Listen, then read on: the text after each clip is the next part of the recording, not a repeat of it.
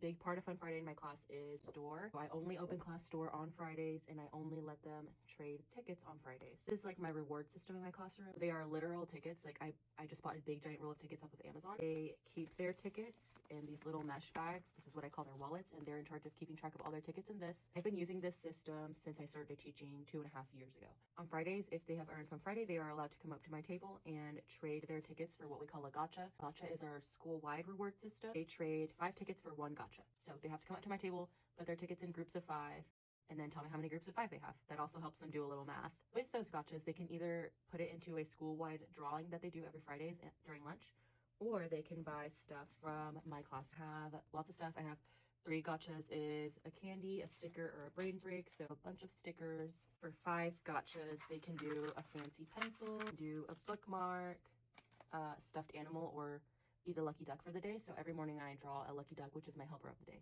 For stuff like stuffed animal that's a pass, I printed these off of TBT and I laminated them. And so if they buy that, I just hand it to them.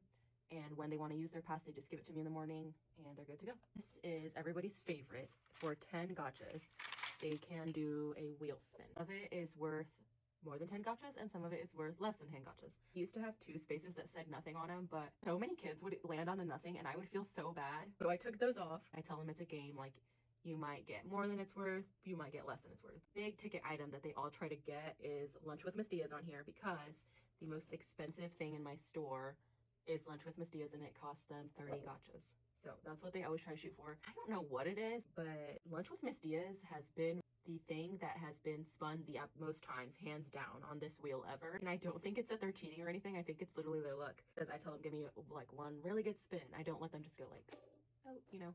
I don't let them do that. I get super excited when they land on Lunch with Miss Diaz, and it's really fun. Gotchas, they can also do 10 minutes of drawing time, have swap your seat with somebody, show and tell, or Key Feet, which is you don't have to wear your shoes in my classroom for the day. An eraser, or sit at my desk and use my chair for the day. No one's ever bought that one. I will say, when I run out of stuff like this, I probably wouldn't repurchase it myself. I've actually been super lucky that all of this has been purchased from my wish list. I haven't paid for any of these erasers. I have a ton. Stickers, I've also gotten a ton of them donated, thankfully. But if you are just starting out with like a reward system, you can make a wish list and hopefully get some stuff donated.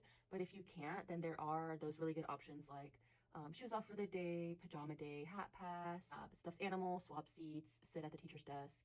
I've seen teachers do like use my fancy pens for the day and they have a little cup for them, something like that. So it doesn't have to be something that you put money into. I do think it's nice to have a little reward system in your class. I know not everybody agrees with that, but this is just what works for me in my classroom.